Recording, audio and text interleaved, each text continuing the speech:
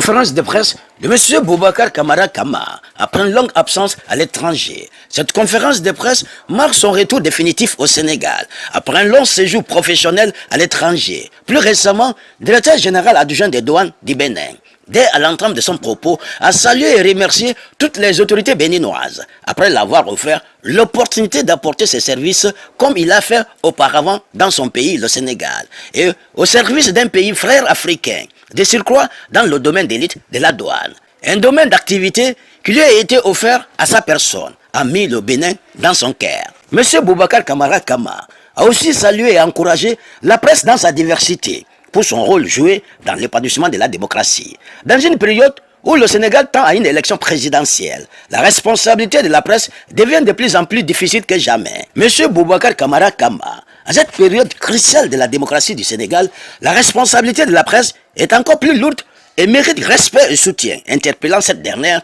à son impartialité, à son indépendance avec courage et intégrité. Alors, son soutien à la presse sera sans faille. Son retour au bercail traduit l'amour qu'il a toujours pour son pays, le Sénégal. Et ce retour traduit également au parachèvement de l'entreprise de conquête du pouvoir dans laquelle il est engagé avec foi et détermination. En cette période très cruciale pour le devenir du Sénégal, en parlant de l'élection présidentielle du 25 février 2024, avec le sentiment d'avoir accompli des pas importants avec le Parti de la Construction et de la Solidarité PCE Djengo Tabar, sous la conduite de son secrétaire général, M. Mor Ndiaye. En 2022, le bureau politique demande à M. Boubacar Camara Kama d'être le candidat du parti. Après les échanges sur les conditions pour faire aboutir cet important projet, d'où d'ailleurs le premier congrès ordinaire d'investiture prévu le 24 décembre 2024 au Grand Théâtre de Dakar, consacré à son investiture à la présidentielle du 24 février 2024. M. Boubacar Camara Kama nous fait le point de cette conférence de presse à travers son allocution. Cette rencontre marque mon retour définitif au Sénégal après un séjour professionnel à l'étranger, plus récemment comme directeur général adjoint des douanes du Bénin. Permettez-moi de remercier les autorités béninoises de m'avoir offert l'opportunité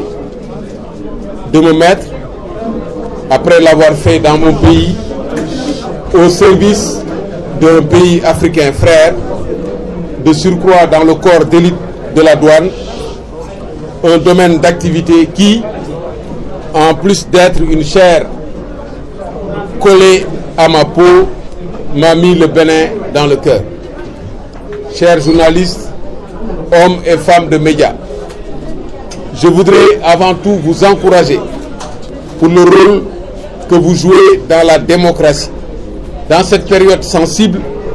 votre responsabilité est encore plus lourde. Vous méritez respect et soutien. Vous devez veiller à votre indépendance avec courage et intégrité. Dans cette direction, vous nous trouverez toujours à vos côtés. Je suis de retour au Sénégal que je n'ai jamais quitté. On ne quitte pas son cœur. Je suis revenu pour me consacrer en plein temps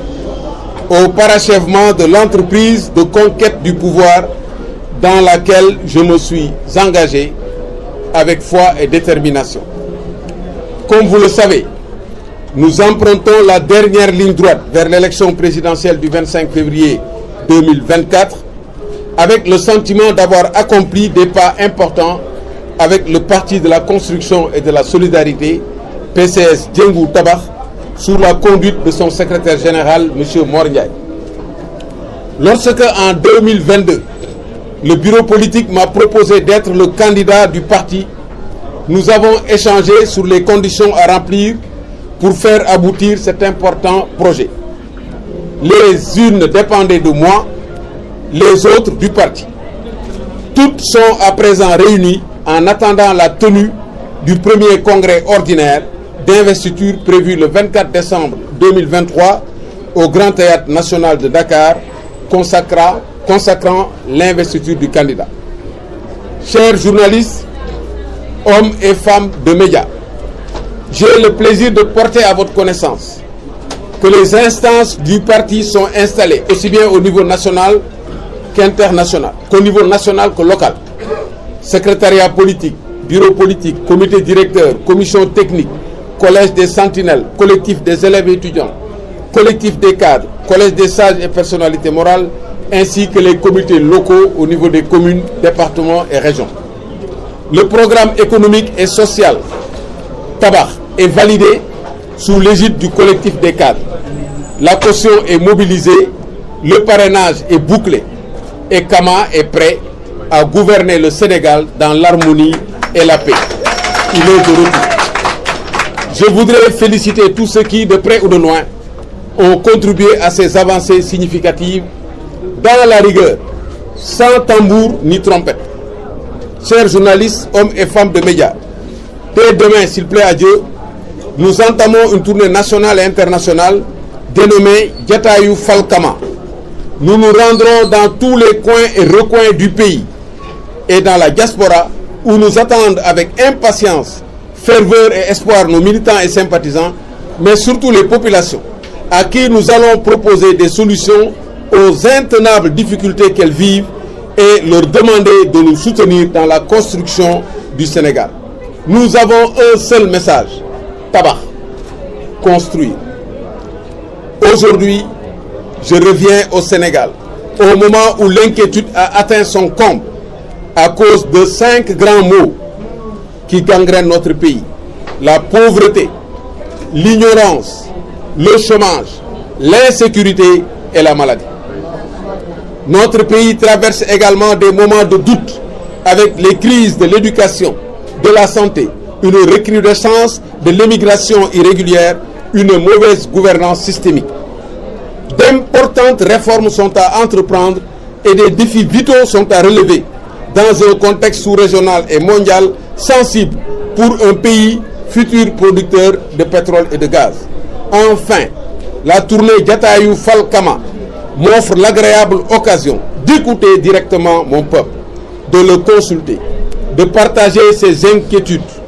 et de lui présenter des solutions que je préconise et dont je ferai une fidèle restitution jusqu'à l'élection présidentielle du 25 février 2024. Chers journalistes, hommes et femmes de médias, je vous invite à nous accompagner dans cette mission. Je reste à votre aimable disposition pour répondre à votre question. jërëjëf ñu ngi leen di sant bu baax di jégalu ci yéex a tàmbali bi di leen wax ne tey dama dellu si Sénégal bi ma nekkee bitim réew du fa liggéey lu toll si ñeenti at bu ci mujj mooy Congo mooy Bénin bi nga xam ne directeur général adjoint des douanes laa fa nekkoon tey nag ma dellu si ci réew moo xam ne mooy sama xol mooy Sénégal di leen sant bu baax di sant ñëpp ñu nga xam ne ñii yàgg nañu ànd ak man ci gis-gis boobu xam ne politique du métier da ngay am métier di liggéey léegi nag jot na ñu ñëw dellu si consacrer sunu temps yëpp ci yeggali liggéey bi nga xam ne bii tàmbali woon nañ li ma bëgg nag mooy encourager ñi nga xam ne ñii ñoom ñooy presse bi parce que fii mu nekk nii seen traite la su ñu nee seen traite la mooy moment la boo xam ne ñëpp a leen di soxla mais moment la boo xam ne aussi dafa sensible ci la lépp mun na leen dalee fii moo tax ñu leen di encourager di leen wax ne fekk yéen a ngi ci seen indépendance fekk yéen a ngi def seen liggéey dinañu ànd ak yéen ci loolu di ngeen ñu gis à vos côtés ngeen xam ne mun ngeen compter ci ñun. dellu si naa nag parce que Sénégal moo ko laaj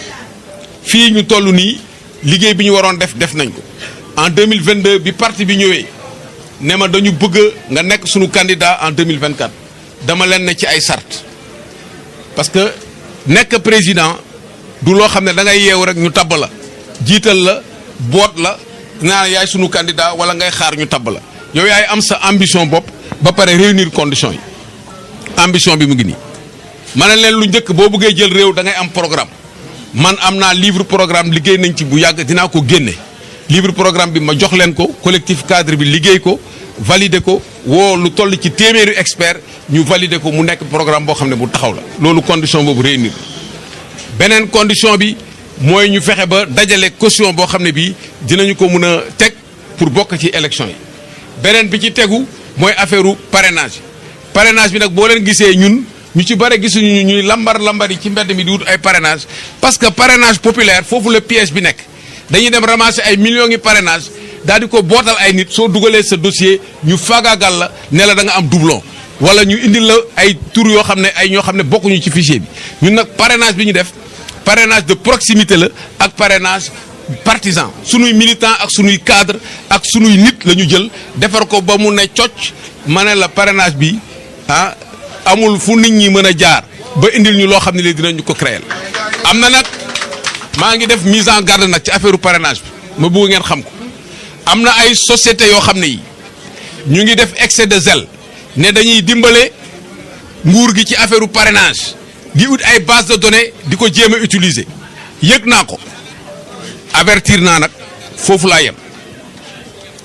carte d'identité yi nga xam ne aussi dañ koy defar nañ ko jox seeni borom directement bu mu jaaree ci fenn am na lu ma ci yëg nañ ma moytu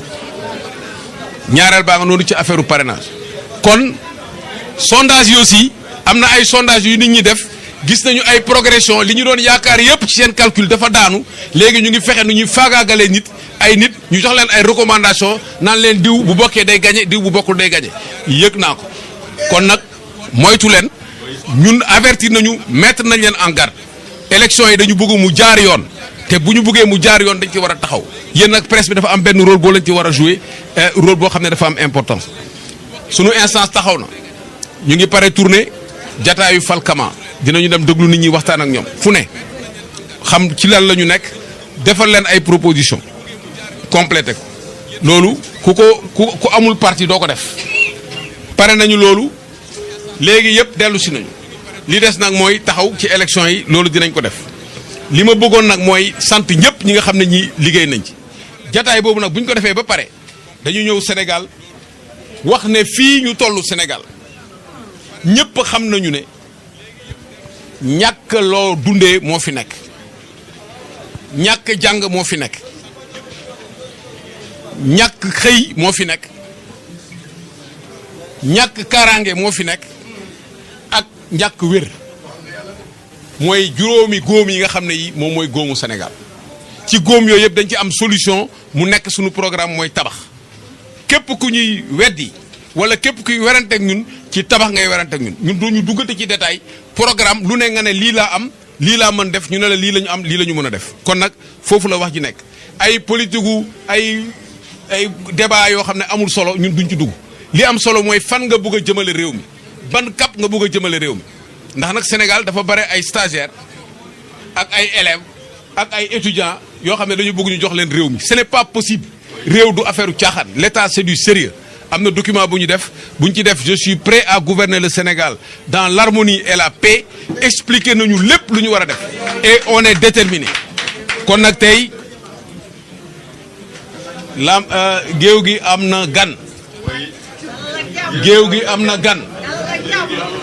géew gi am na gan kon nag ñu ngi leen di déglu. Alors bonsoir monsieur Camara, Massamba Camara de Jolof TV. Monsieur Camara, après une longue absence de Dakar au Sénégal, vous étiez parti, n'est-ce pas, travailler à l'extérieur. Alors, vous vous êtes souvent dit que vous n'avez jamais quitté le Sénégal, puisqu'on ne quitte jamais son cœur. Vous l'avez d'ailleurs souligné. Maintenant, la question, c'est de savoir, le fait de rentrer, est-ce que c'est dû à l'élection présidentielle qui vous a poussé de revenir au Sénégal, ou bien il y a d'autres contraintes? Voilà, merci beaucoup. Oui, je pense que j'ai clairement dit ça. Dans la vie politique, chacun a son agenda. Et le Sénégal a traversé des moments extrêmement difficiles où on a vécu une dualité, où on a vécu la prégnance de questions judiciaires. On n'avait même pas le temps de faire la politique, on n'avait même pas le temps de faire des propositions. Malgré ça, nous avons publié notre livre et nous avons fait nos propositions. Aujourd'hui, le moment est venu pour finaliser ce combat-là. C'est la dernière ligne droite. On est venu pour nous consacrer exclusivement à ce travail.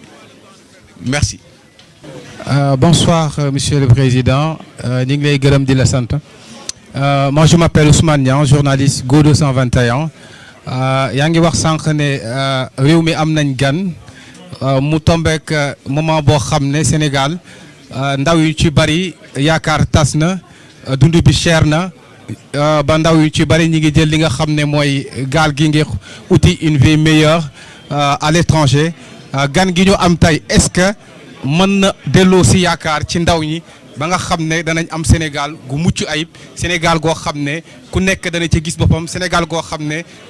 li nga xam ne la ñëpp bokk ñu bàyyi ko ñëpp jariñu ci.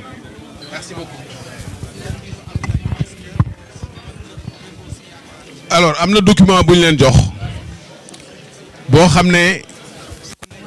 dafay tënk yenn urgence yi ndaw yi di dem ci géej gi dafa nekk problème boo xam ne mënul xaar moo tax ñun dañu proposer ñu considérer ko comme une calamité sociale bu ñu ko considérer comme calamité sociale ñu jël toutes les mesures pour interdire les sorties irrégulières mais en même temps comme génn ak dugg c'est une liberté il y a un droit à la mobilité dañuy soutenir nit ñi ci mobilité bi dañuy taxawal benn fonds boo xam ne 500 milliards lañ ciy teg immédiatement ça fait partie des premières mesures jagal qu'il faut faire boo taxawalee sa fonds 500 milliards nga fexe ba xale yi nga xam ne yii dañ ci am ay gaañu dañ ci am ay rëq-rëq nga organiser l'indemnisation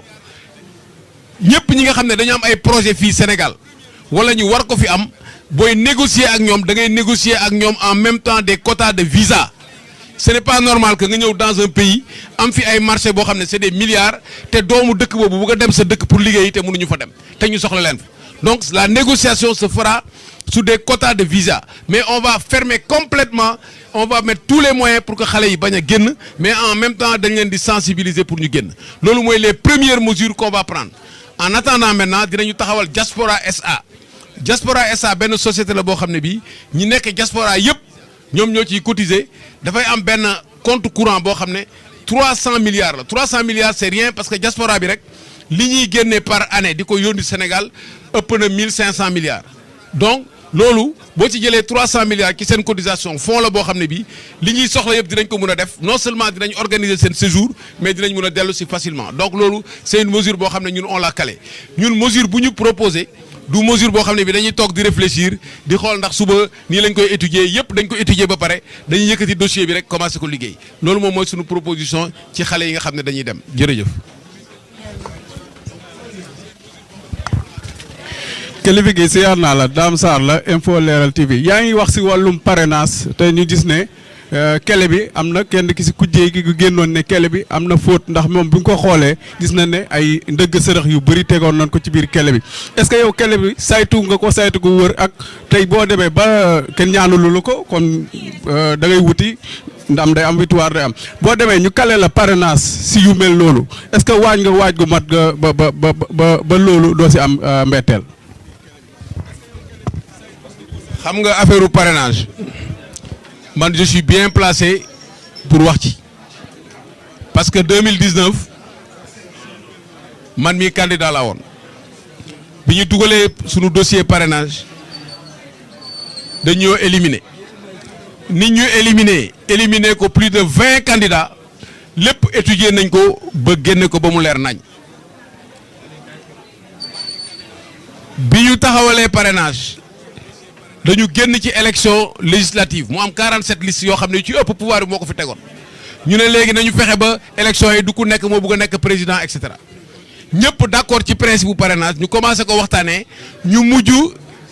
waxtaanee ko ñoom kese parce que bi ñu koy voté waa assemblée nationale député opposition yi dañu génn loolu rek dafa waroon tax ñu arrêté ko parce que processus électoral lépp loo ciy jël mu am importance ñëpp ko war a waxtaanee donc parrainage bi ça a été voté seul par le pouvoir. loolu mu leer bi ñu demee mën na leen FNR Front de Résistance Nationale mën na leen nañu contrôler naka la ñuy contrôler parrainage bi ñu def manifestation pour def ko ñu bàyyi leen ñu contrôler fichier bi nga xam ne ngay defee parrainage joxuñu la ko parrainage du affaire clé kese fichier bi dañ la ko war a jox fichier bi joxuñu ko kenn avant le parrainage te ñu laaj la ci 0,8% loolu la woon donc boo ñëwee ñu lay contrôler base bi ñu lay contrôler amuloo ko. donc boo dugalee sa clé boo leen joxee clé ba pare dañuy am sa donnée lu leen neex mën nañ ko ci def mën nañu modifier fichier bi sur la base des clés que tu as donné kenn soxlawul yore parrainage yu nit avant de contrôler sur place boo indee sa parrainage mën nañ ko ubbi sur place contrôler ko sur place kenn soxlawul yore sa clé 1 minute avant loolu ndëgg sërëx la donc du affaire clé parrainage aujourd'hui ku mun a def recensement de la population 18 millions de personnes te coow jibul war ngaa mun def parrainage boo xam ne bi fichier électoral bi yëpp c'est 7 millions et quelques de personnes aujourd'hui recensement yëpp noo koy defee c'est informatique boo dugalee boo xasee ba dugg bu keneen dugalee même tour bi dootul jàll ñu def ko def joxe ay tablettes nit ñi def bu jeexee ñu ne la yeggal nga minimum da ngay contrôler wala continuer woo donc dañ ko organiser pour éliminer des candidats moom laa leen wax actuellement ñu ngi xool yan candidats la ñuy éliminer ci fichier bi loolu laa leen duñ ko nangooti léegi nag ñun nekk ñu ci ay hypothèse u buñ la éliminer nii lii ñu liggéey ci parrainage xam niñ ko defee parce que erreur matérielle yi lañ doon reyee nit ñi léegi logiciel yaa ngi fi soxlaatoo sax erreur matérielle boo dugalee numéro carte d'identité bi mu génnal la tout mu taxaw loolu mënatuñ la ci éliminer loolu jeex na bu dee doublon interne la logiciel yaa ngi fi koo bind ñaari yoon mun nañ ko éliminer loolu mënatul am léegi li des mooy doublon externe tirage au sort bu njëkk ba njëkkante la woon léegi tirage au sort bu ñu defee tirage au sort doublon externe am nga 48 heures pour régulariser donc normalement ku def sa parrainage normalement kenn waru la mun a éliminer boo motalee def régler respect règle yi kenn mënu la éliminer mais nag su la joxul fichier bi ba pare logiciel bi nga xam ne moom mooy contrôler li ñu ko commandé kenn xamu ko évidemment ku dugg ci parrainage bi mën nañu la éliminer bu ñu la naxee loolu mooy combat bi ñuy mener au niveau de FIT ah Front pour l'inclusivité et la transparence des élections moom la ñuy mener au niveau de F24 donc c'est le combat politique kenn amul droit di éliminer ay candidats parce que da nga leen ragal kenn amul droit di éliminer ay candidats di leen dugal ci ay dossiers judiciaires parce que da nga leen ragal démocratie nag moom mooy taaral réew transparence su élection moom mooy hommage su démocratie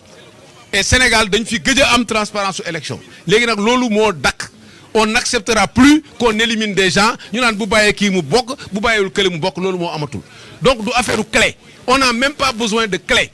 de contrôler ou de déposer des clés au moment du contrôle boo ñëwee nga indi sa parrainage ñu dugal ko dugal logiciel boo xam ne yéen ñëpp a ko waxtaanee bu ko tourné dañu xam li nga am ñun ñii suñ bi ñu tourné suñu logiciel xam nañu li ñu validé xam nañu régions yi ñu validé ak yëpp boo ñëwee bëgg ñu gëmloo ne Modou Diop mii ak carte d'identité bii ñu parrainé wuñu duñ la ko d'accord yow nga joxe sa carte d'identité ñu ñëw photo recopier ko dugal ko ci machine bi vérifier waxoo ne amul doublon waxul naka la ñu éliminer 2019 16000 parrains ñu ne ñun seen 16000 parrains yi ah nekkuñu région yi nga xam ne yi fa nga leen def ñun ñooy defaate ci région ñun carte d'identité la ñuy jël recopier ko boo nekkee Kaolack lañ lay def ñoom ñu ubbi ne la non nekkul Kaolack fu mu nekk ñun si yoon dafa nekk fu mu nekk carte d'identité bi li mu nekk loolu la ñuy recopier amuñu fichier 5200 et quelques loolu yoon la waaye nit même bu la parrainé bu nekkul Kaolack est-ce que du sénégalais même boo ko compté wul ci quota wu région yi nga compté ko comme parrain 16000 et quelques 23000 ñu ne la ñii nga def 23000 nekkuñu ci fichier bi far te fichier bi ku ñu defal sa carte d'identité mën nga voter kay yaa ngi ci fichier bi doublon interne on avait 3000 loolu sax baal lañ leen ko même boo amee doublon interne boo amee 3000 kay 1500 yi mën nañ ko jël ñu ne la kii da nga ko bind ñaari yoon nga jël benn yoon bi éliminer beneen bi mais ñu éliminer 3000 yi doublon externe 10 000 ñu régulariser ko dans les 48 heures après avoir fait tout ça on était à 51 000 parrains et pourtant on nous a éliminés ñu def recours conseil constitutionnel ñu ne ñu vous n'avez pas apporté la preuve alors que tout c'est de l'arbitraire c'est ça qu'il faut dans la presse il faut ngeen xam élément yi am na ñoom dañuy wax parrainage ñu wax woy est-ce que di nga am parrain est-ce que bu ñu la éliminer c'est pas comme ça qu'il faut traiter la question c'est une question démocratique est-ce que c'est un filtre pour permettre aux meilleurs de passer ñu organiser ko ba nga xam ne dinañu fexe 2 3 4 personnes ñu parrainer leen ñu bokk ou bien est-ce que c'est un moyen qu'on donne à l'État pour mu daaneel ay nit c'est ça le vrai débat donc mun nañ ci def lu leen neex mais ñun tamit lépp lu ñu def rek ñu ngi pour xeex ak ñoom pour que effectivement ñu xam ne Sénégal ñun ñoo ko bokk loolu mooy sama réponse ci question merci. La dernière question. Bonjour directeur maa ngi lay nuyu di la sant di la gërëm ci taxawaay bi bon moi je suis à l'agence de presse africaine sama question da nga koy jëmale ci côté sous-région bi parce que yaa nga fa bon comme da ngay présenter comme candidature dama bëgg xam man nan nga dundee au niveau du sous-région loolu mooy sama question. waaw sa question bi question bu am solo la parce que ku bëgg a nekk président Sénégal te xamuloo environnement ñi la wër ak risques yi ci toj-toj ngay dëkk diplomatie mun nga yeewu sax jël décision ne damay dem visiter Niger mu am conséquences diplomatiques yoo xam ne doo xam lan la wala nga yeewu ne sama première visite France laa koy def mu indi conséquence boo xam ne kenn xamul lan la donc réew boo ko bëggee diriger da ngay am ce qu'on appelle la maîtrise géopolitique boo xamul géopolitique bi doo dem géopolitique fii Afrique de l'Ouest li fi am mooy dafa am menace sécuritaire boo xam ne bi dafay tàmbali te jeexagul Sénégal nekk ci genre îlot boo xam ne bii c'est précaire pour le moment yeggseegul mais on ne sait jamais lu tax mu nekk îlot déjà sunu biir dafa am dëkk bu fa nekk Gambie mu nekk benn situation d'instabilité boo xam ne bii yéen ñëpp gis ngeen ko Guinée-Bissau à côté instabilité bi c'est lié au fait que pouvoir yooyu toujours dañu leen di menacer ci ay coup d'état munoo toog ñaari at yu mot yoo xam ne yi doo dégg na am na coup d'état wala mu ngi am na menace de coup d'état wala dissoudre nañu institution wala loolu am na fa moo tax Sénégal ñi indi affaire u fitna xamuñu lan mooy réew boo demee ci dëkku fitna ba gis nit ñi lu ñuy vivre nga xam ne fitna baaxul ci réew doo tal leneen gis nañu réew yoo xam ne yi nit day jël otoom jaay ko pour am benn saaku ceeb am na ñoo xam dañuy toog du ñu am lu ñu lekk di toog di souffrir ba dee parce que bu génn dee la toog ci biir lu ñu jot lekk ko kon ci sunu biir déjà on a un problème sécuritaire dañu am intérêt avec ces pays-là ñu am alliance bu solide boo xam ne ça nous empêche de faire la guerre entre nous et ça stabilise les pays moom la allemand yi defoon ak français yi bi ñu génnee ci deuxième guerre mondiale pour bañ a xeexante seen biir dañu def la communauté économique du charbon et de l'acier ñu boole seen charbon ak seen acier def benn communauté boobu moo jur Union européenne ba nga xam ne France ak Allemagne du ñu am problème mukk ci àdduna parce que seen intérêt dafa jaxasoo loolu moom mooy géopolitique aujourd'hui sunu géopolitique mooy dañu war a fexe ñun ak Guinée-Bissau ak Gambie ak Guinée bi nga xam ne moo nekk sunu wet nga xam ne dafa am ay millions de Guinéens yu nekk fii Sénégal ba pare am ay richesses ñetti dëkk yooyu ak ñun dañu war a nekk benn moom laay wax la fédération de l'Atlantique Ouest moom laa développé ci suma livre au chapitre 9 ah mieux s'ouvrir à l'Afrique maa ngi préparé livre boo xam ne bii mu ngi tudd vers l'Afrique du futur la fédération de l'Atlantique Ouest ma démontré ni ñu koy taxawalee lépp ci wàllu télécommunication ci wàllu économie ci wàllu monnaie ci wàllu énergie du début à la fin loolu moom mooy avenir pour stabiliser la sous-région maintenant boo yéegee tuuti dafa am réew yoo xam ne dañu am ay coup d'état